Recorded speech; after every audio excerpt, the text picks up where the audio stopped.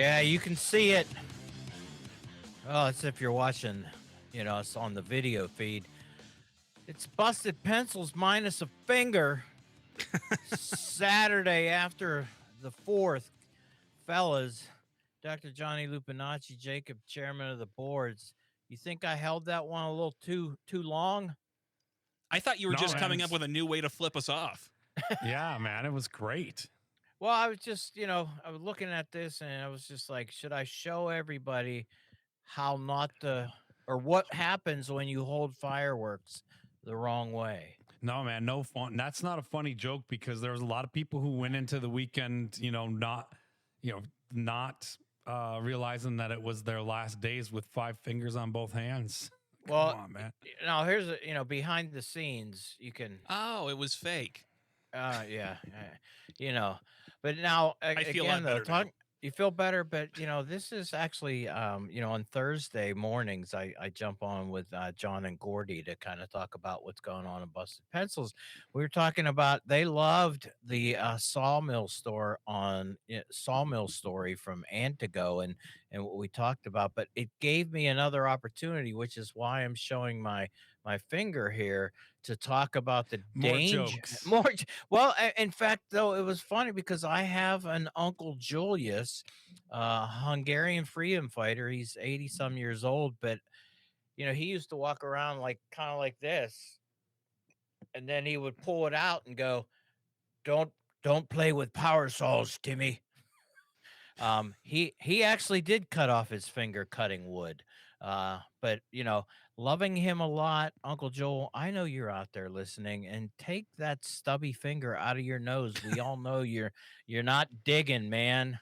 I don't know. Just feeling this way on a Saturday after big 4th of July, still the holiday weekend. Lots going on. Actually, beautiful fireworks. I gotta say, my new area here in Pennsylvania, Grove City, Pennsylvania, nice fireworks display for the local community. So anybody else, I know Johnny, you were talking about that. In fact, we're going to hit a little bit of a rewind this weekend or review looking at those things, but you were talking about how awesome the fireworks are up where you're at in Washington there out in the lake.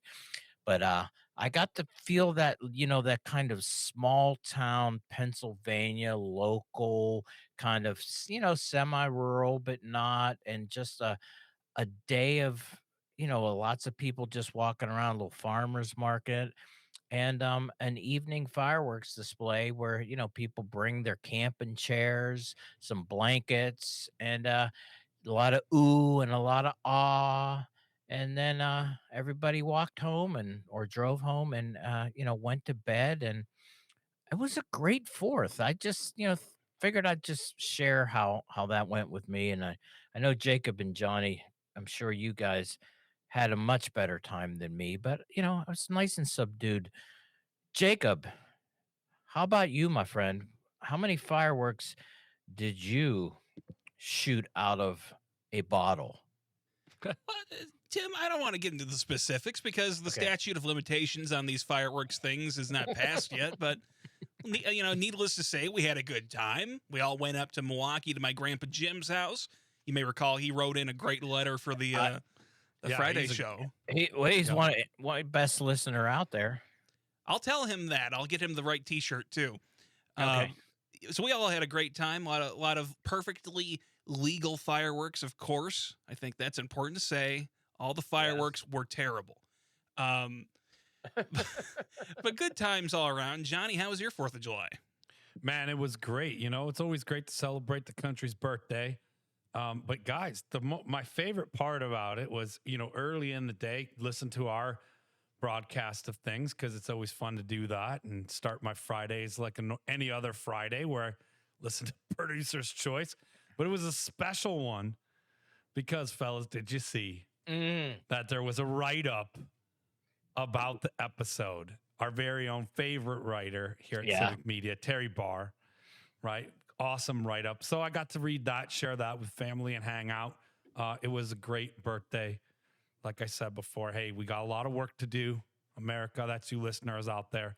But that doesn't mean we can't take a day celebrate the old gal's birthday and have a blast, right? So here we are back at it now on Saturday. So listeners, we're glad you're tuned into the Busted Pencils broadcast Bro. or podcast downloaders if you're listening to it later. We appreciate you too. But it's Saturday and I'm Yeah. not hungover at all. Not at all. That's good to know. I'm not sure. I guess you can say that on the air, but Yeah, there's nothing wrong with that, No, man. there's nothing. I'm over 21. I think Yeah, you can, that's I think you can say that you're not hungover, right? You can. yeah, right. There's nothing wrong with that. Right. Implications are that you can't get somebody I legally involved for implying something. That's ridiculous. I didn't. Yeah, I didn't Plus, hold up. this isn't prohibition era. Come on, we covered that in the trivia. I was going to say yesterday. we covered that in the trivia. Prohibition. Something we have long Volstead since Act. moved past the 18th Amendment, the Volstead Act, and I got to tell you, Johnny, though, that connecting, experiences, being in a bar, the Volstead, looking at the number, that was a clutch move of didn't win how. me the game. Didn't win me the game, but kept me in it. It kept me in it. Yeah, it was just, the idea too that we sometimes with trivia, the way you kind of remember those things, you're like, wait a minute, I was at a place, it was named this, it had this symbol. Holy crap, if I put those together, I've got the answer to Jacob's trivia question. Jacob, were you impressed the way he pulled that out? I was incredibly impressed by the way Johnny pulled that out because it's one thing to remember. Oh yeah, 8th grade. Mrs. Simmons, she said it was the 18th Amendment. He took a much more circuitous route to the answer, but I think that only added to the magic of that moment where he pulled it out like Michael Jordan with a jumper right there at the end of the game. Nice. Except Mike pulled out those jumpers to win. Tim, great victory in the trivia, and the big win goes to Terry. Yeah. And Jacob for hosting the show. It's always a special Friday when Jacob runs the boards and steers the ship. So that's really great. But then the write-up from Terry Barr was extra special. So that's the big winner at Civic Media's Terry Barr. We appreciate you. Thanks for that write-up. And Jacob, thanks for hosting what I think right now is the best segment of the week. I was gonna say, I mean, dwell a little bit on this or celebrate a little bit more on this, but listener out there, download the last few Friday podcast episodes to listen to our producer Jacob, chairman of the board. He steers the show and interviews Johnny and me on our own show, putting together probably some of the most creative humor kind of ways of putting just great stuff together. And Jacob, I keep saying, I'm like, that segment, man, dude, if somebody, if you get a knock on the door and somebody's like, you need to drop those two, we need your producing talents, with like Jon Stewart or something like that, man, you should take it. Exactly. Guys, come on. I'm nobody without you guys. I'm Ringo, and you're Paul, and you're John, whichever one you guys decide on your own who's who. But yeah, I enjoy doing the show. It's a lot of fun, and it's only been like 6 of them so far, I think. So I haven't even started phoning it in yet. So we're kind of in the golden era of the Producer's Choice show. Let's just enjoy it. Why worry about where I'm going next? Okay. No one's poaching me, and those negotiations are ongoing, so it doesn't matter. It's fine. That's good because, I'd have to talk to your manager if something like that kind of happened. You driving around with a big time manager, Johnny and I still just, sitting out here slumming, managing our own pathway and going through all these things. You know what, though? Hey, back to it. Saturday, Busted Pencils fully leaded education talk.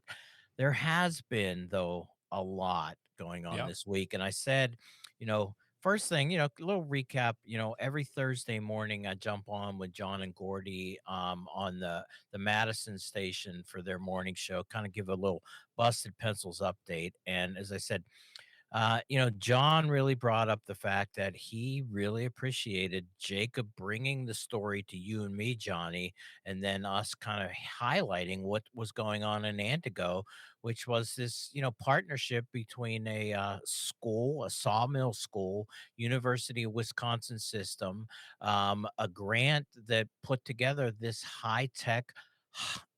Another form of a higher education pathway for people to learn a really, important skill set. And again, check out that article because we said, and when you come across any of those out there, we want to continue to feature more of those. That's what I was telling John and Gordy is just like, we've been really kind of putting in an effort to say, you know what, higher education, there are all kinds of forms of quote higher education. And what I appreciated most, and I will say this most about this story is that what it can give to the local communities where they are running these types of programs is that the people who matter the most, the people who are the residents, the future students who are living there, they don't have to leave to make it. They can stay right in their hometown, contribute to that economy, build those local rural communities and keeping them strong because man, that's what we need to do. Every local community matters. And so when we see this type of effort, we're going to highlight it. But that was my, kind of highlight there as we're kind of coming up on the end. Johnny, I don't know if you had a couple more thoughts on that Antigo school. Oh man, I love it, and I agree with you. In fact, the texts came pouring in after we aired, and a lot of friends in the trades had said, "Hey, I know of this here program or this other thing." So, listener, if you liked that like as much as we did, stand by. We're going to have some guests on, not today, but coming up in future podcasts where we talk more about it. It was a great conversation, and I agree with John and Gordy. Organically grown Yeah. right out of Wisconsin, right into civic media, onto Busted Pencils, and back out to you listeners. That's how we like to do it here at Busted Pencils. So let's get back at it when we come back. Yeah, keeping it a lot more local, doing that type of work. What was, again, we're, coming up on this first break and, loving life, celebrating, the 4th of July because it's a 4th of July weekend. We That's want to right. keep that going, again, it's a Saturday. Maybe, some people you're moving a little bit slow, or, you know, 3 o'clock if you're listening live in the civic media listening area. Maybe you're probably, juicing back up already saying, hey, man, part two of this 4th of July weekend. Well, here's the deal, though. The fact that you are listening to us on Busted Pencils on your Saturday vacation, having a good time wherever you are out there, Wisconsin. And now, Jacob, we could say across Michigan and Minnesota now as Woo! Civic Oh, Media. nice. Yeah, Civic Media making some big expansions out there, man. Gotta love that. Busted Pencils, fully leaded. Hey, we'll be right back.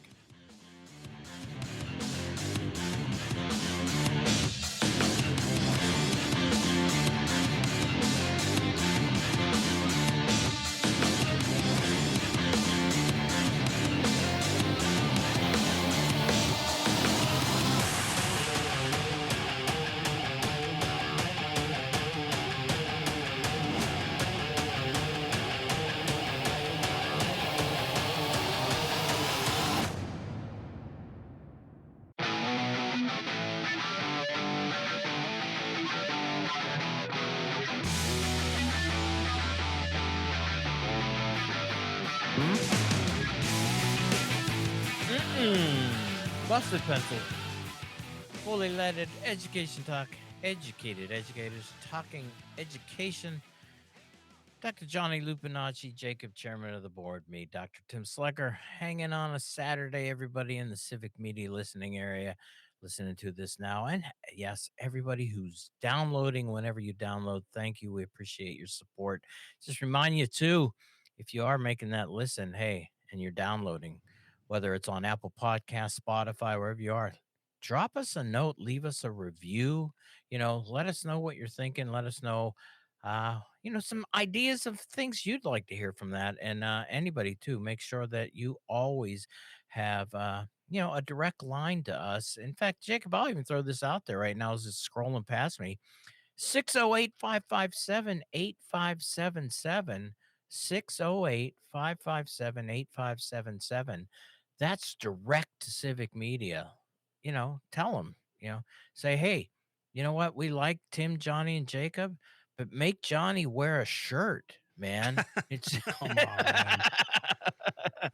Come on hey, here. now, okay, so here we are. It is Saturday, and you know, a, a some a major, a major event other than the 4th of July. President Donald J. Trump got his wish. The big, beautiful bill passed, and he looks like, he's pretty happy. His goal was to have this pass before the 4th. And here we are on Saturday now, and I know people are going, and it passed. All of the so-called hardcore holdouts somehow in the moments figured out a way that they could say yes to the big beautiful bill. And I got to tell you, if you're a public education person, there's a lot in the big beautiful bill that's big and bad. And my guess is that a lot of future shows we're going to be talking about the effects, the consequences, the pain that this big bad beautiful bill is about to dole out, whether it's a national voucher scholarship. And to me, and this reminds me, we got to get him back on the show from Student Loan Justice.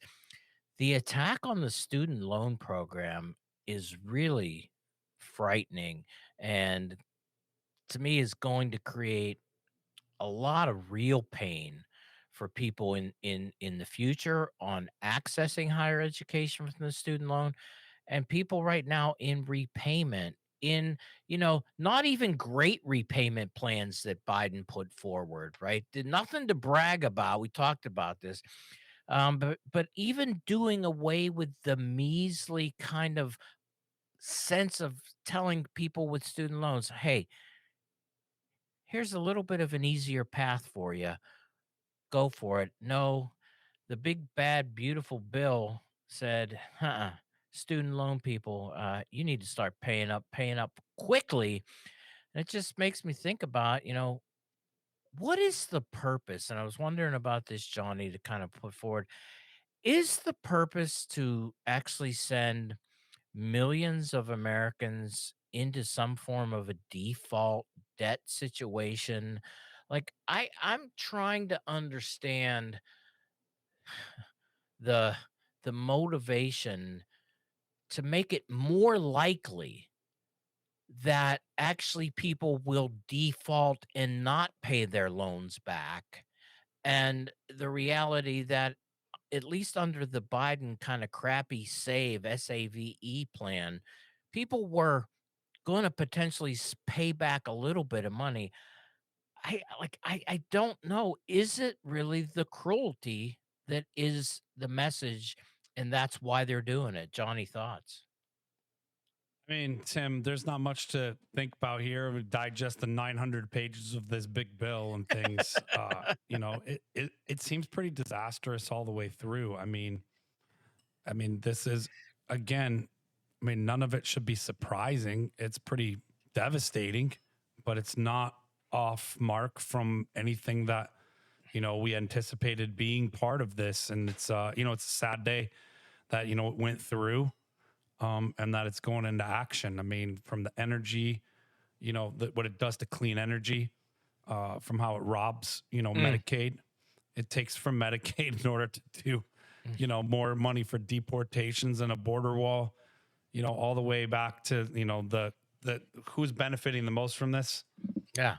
Yeah. Tax Yeah. cuts are the priority, but tax cuts for who? Exactly. I mean, this is an advanced move to really, really just crush the middle and working class, and hopefully, it does. People are aware of it. We keep talking about it. We get into different sections of it. It's again 900 pages of this, but as we get good summaries and see especially. I mean, it continues to devastate what we know as important programs for our public school system. But I mean, that's par for the course. That seems to always be happening. Not saying that's okay, but this is pretty advanced in terms of an aggressive move to really, I don't know any way to say, to like rob from the poor to fill the lines of the pockets of the rich. Yeah, and what we're hearing, going into the passing is that how unpopular this bill is, even with Republican voters necessarily not getting behind the message because the clarity of Johnny, as you said, the feed of where the most quote is it really relief when a billionaire gets a tax cut? Was life so bad being a billionaire that you needed a tax cut? Man, tell me, tell me how that makes sense. Billions, and you're like, man, thank God that oppressive taxes, they're gone. Well, we're not oppressive, and we'll be right back.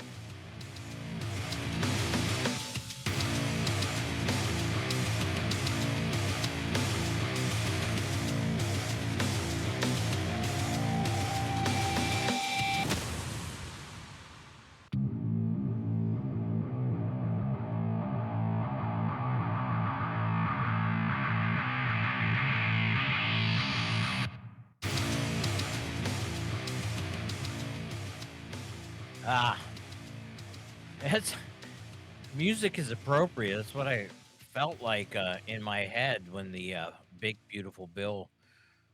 bad beautiful bill decided that it was going to survive and actually get passed. All of the so-called Republican hardliners, holdouts who absolutely were not going to ever vote for this bill. Um, in fact, Wisconsin's own, and we're talking about the House now who just passed it, but even in the Senate, Wisconsin's own Ron Johnson, Jacob, he was just he could not get behind this bill.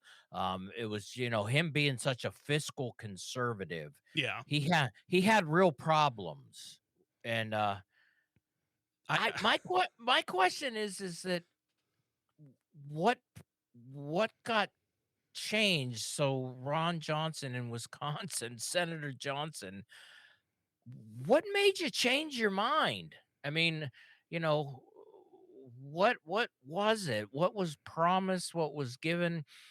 Maybe even potentially like did you get like $1 billion in pork for the state of Wisconsin? And therefore you said, okay, now I'm going to change my mind.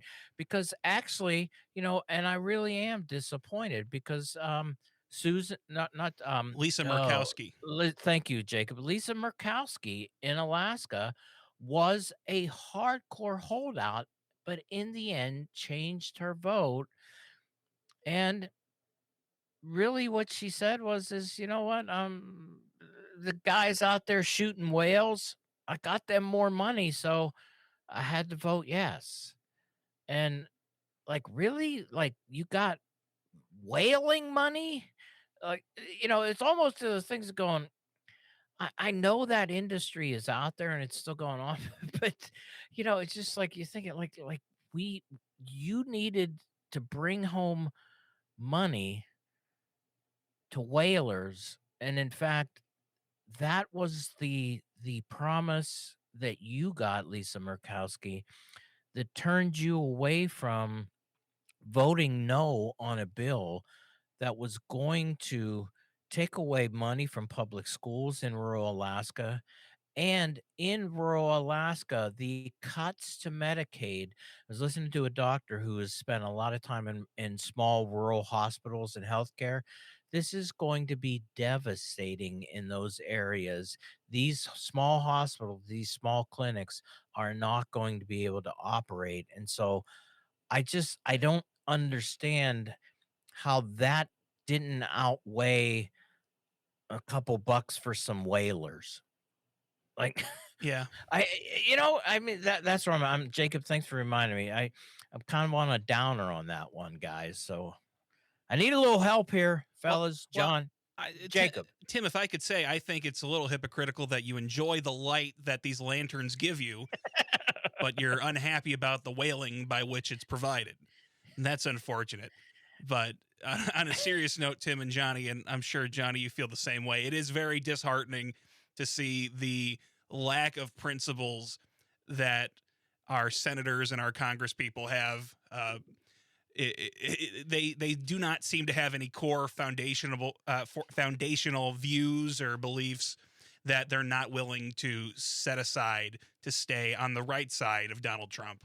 And that is disappointing because the whole system really doesn't work if Congress is not willing in any way to check the president, even when it's a member of your own party.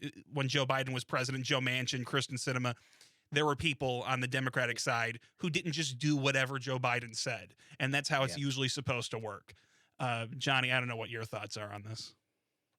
Well, yeah, it's, I don't have a lot to say because there's not a lot of good to talk about. And, I like to be pretty optimistic about things, except Jacob, that's how democracy works, right? You're highlighting an important aspect of this is like, we have to have systems of checks and balances that transcend our party lines. Like solidarity is important, but more important than solidarity is getting to that reaching a common good. And there just isn't a common good in this bill. I'm I'm looking for, even spins that say, hey, this does both good and bad things to education. I can't find the good stuff. Again, there's 900 pages. Maybe I'm missing something. There is maybe a sliver here, 529 plans. Like that's good for banks. Yeah. They get more money from people that they can invest until when it gets used for college. So it's like, hey, there's just a lot of college, loan and repayment reform. There's just more, and then more dismantling the Department of Education. And to me, the huge cuts to Medicaid and SNAP and, which is food assistance programs and nutrition. That stuff is going to be even more devastating to schools than the stuff about education in the bill. It's like when you hurt communities, you hurt schools. And when you hurt schools, you hurt communities. The two things go hand in hand. And this bill really hurts most communities. And I can't even think of a community it's not going to harm. Yeah. Maybe individual houses in the proverbial top of the hill within communities, but still the rest of their community is harmed by this. And so, this is an aggressive move to, like I said, line the pockets of the ultra elite. And I know I sound like one of those, super liberals here. Generally I'm not. I'm usually pretty optimistic and open to the dialogue. But this is a pretty fast moving, action from an administration. It's July, boom, here we are. We're not even going to this is me as grim as I get. Midterm elections aren't even going to matter. Like they're going to matter. They're always important, but it's not like we can wait to midterm elections, to fix this. It's going to be, in action and put to work faster than voting can do anything about it. So I appreciate Jacob bringing up that democratic process that regardless of who's the boss, even if it is Tony Danza, you gotta hold the systems of checks and balances in place and speak on the behalf of your constituents, and advocate on the behalf of your constituents. And that's how elected democracies work. And, this will be my last little ounce of the opposite of optimism. We're not doing that right now. And it's how much are you going to stand by and watch? We could keep saying the house is on fire. The house is on fire. Pretty soon the house is burnt to the ground and there's no house on fire. And so democracy is on fire, folks. It's getting burnt to the ground. And we might not be able to put the fire out before midterm elections. Okay. Is there though, then on this, is there hope? And I know it's too far away in the midterm elections, but the fact that this really is going to hit Trump's base. Jacob, you said it during the break. Ken in Kentucky, out there going, he's just, he's a guy I wanted to have a beer with. And, it's just like, rural healthcare, the access. So, we talked about the rural kind of the rural poor who and even some, hardcore, blue collar people that have been, thinking that this was going to make a difference. Well, it is going to make a difference, as you just said, Johnny. I mean, access to healthcare, not even well, access is going to be a problem, but then, funding for Medicaid that goes with this, as you said, food SNAP, whether food assistance programs, all of those programs. I mean, I wonder if Trump's base will feel this one and potentially turn and go, whoa, wait a minute.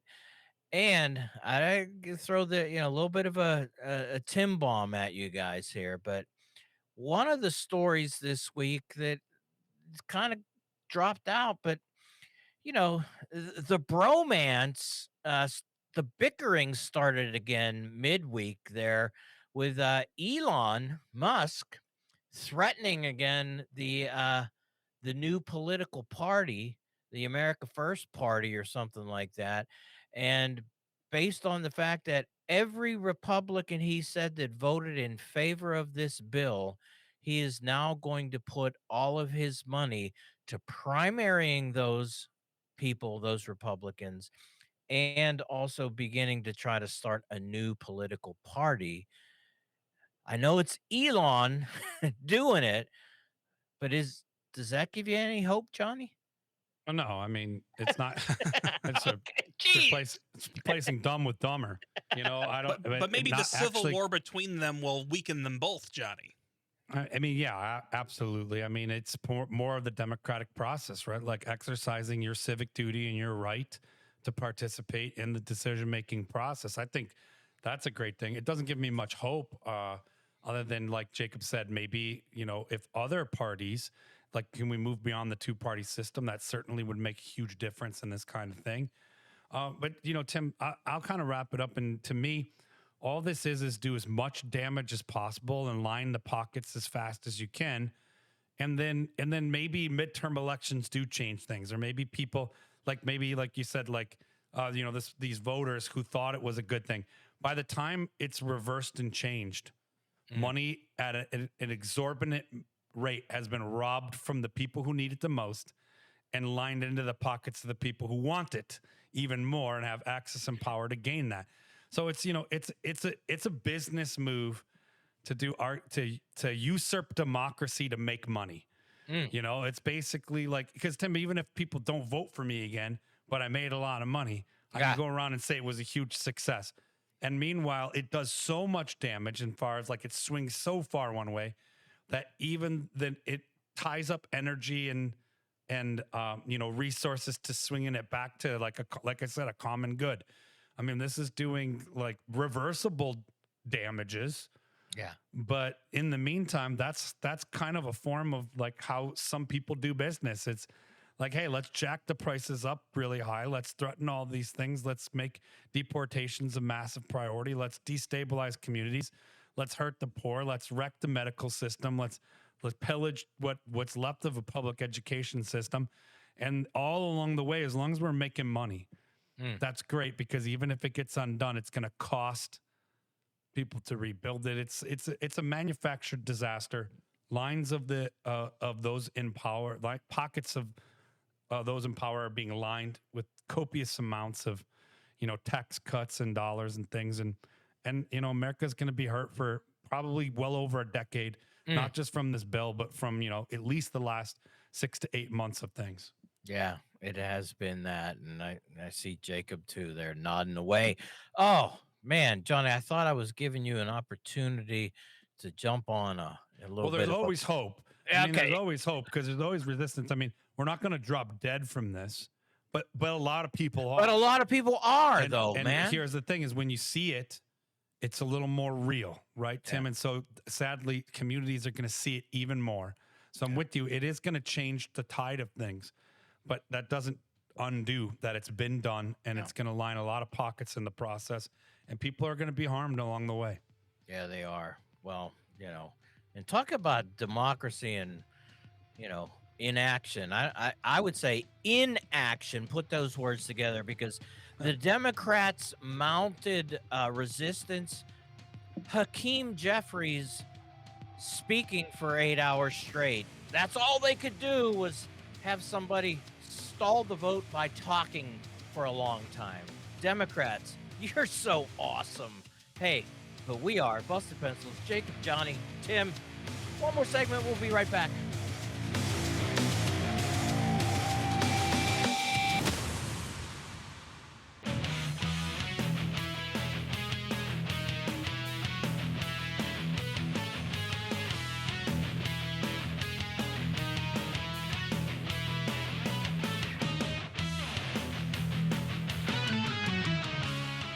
Oh, yeah, there it is. And thank goodness it couldn't have come quicker. On the break, Johnny was going to break into beatboxing. Yeah, Johnny Lupinacci. Yeah, Jacob, chairman of the board. Dr. Tim Slekar. Busted Pencils on a Saturday for Civic Media listeners out there right now. Day after the 4th. Um, yeah, no, I did not lose any fingers for anybody's out there right now on Twitter, the X going, oh my God, Dr. Tim Slecker lost a finger on the 4th. I saw it. I'm telling you, it was a joke. Look, it was like that. It's just making sure everybody's out there. Hey, okay, Johnny, give you maybe one opportunity to potentially maybe have a little bit of hope as you go on, for the rest of your Saturday vacation, 4th of July vacation.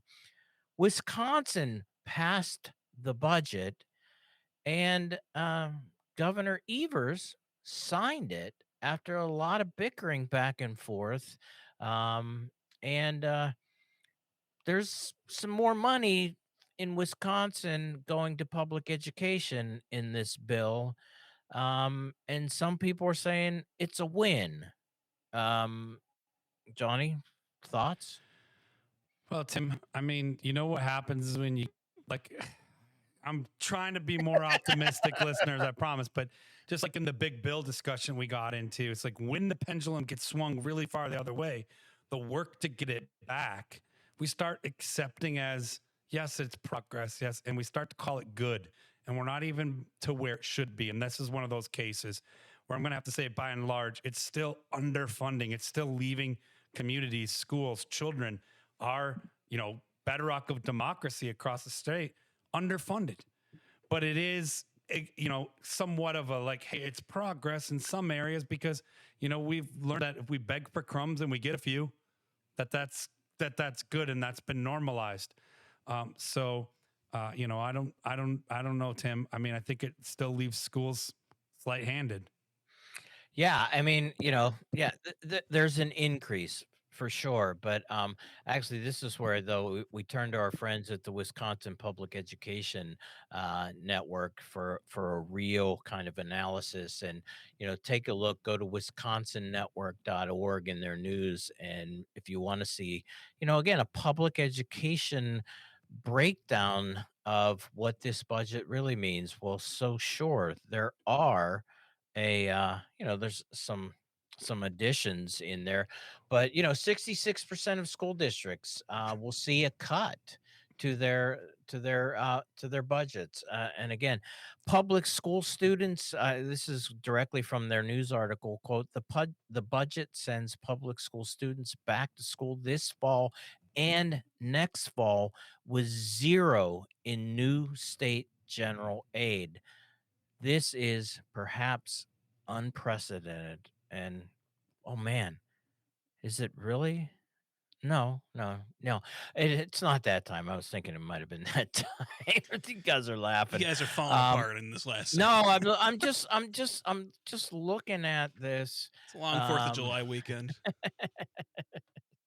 thought that you said to knock it, but yeah. What are we now considering a win now is because there's a little bit of extra aid in there, and I guess you could take on the position of, well, it could have been worse, and Governor Evers really leaned in and got everything he could get out of this Republican held legislature that is hell bent on trying to stay back in the Walker days of making sure that, we're going to defund public education. That's the Walker way.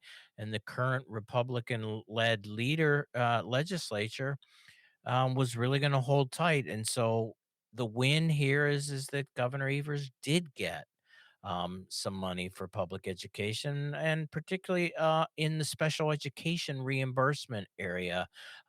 There were some gains there. And we know, talking to our friends at Wisconsin Public Education Network, that is one of the areas that has really been a problem, is funding for special education. So on that, hey, we'll take it, because we want to make sure that we can get that again.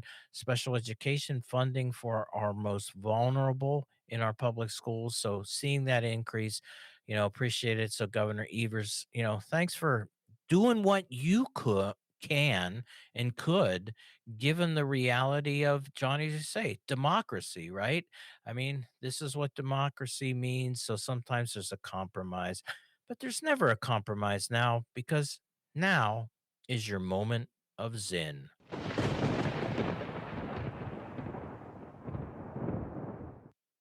History can untie our minds, our bodies, our disposition to move, to engage life rather than contemplating it as an outsider.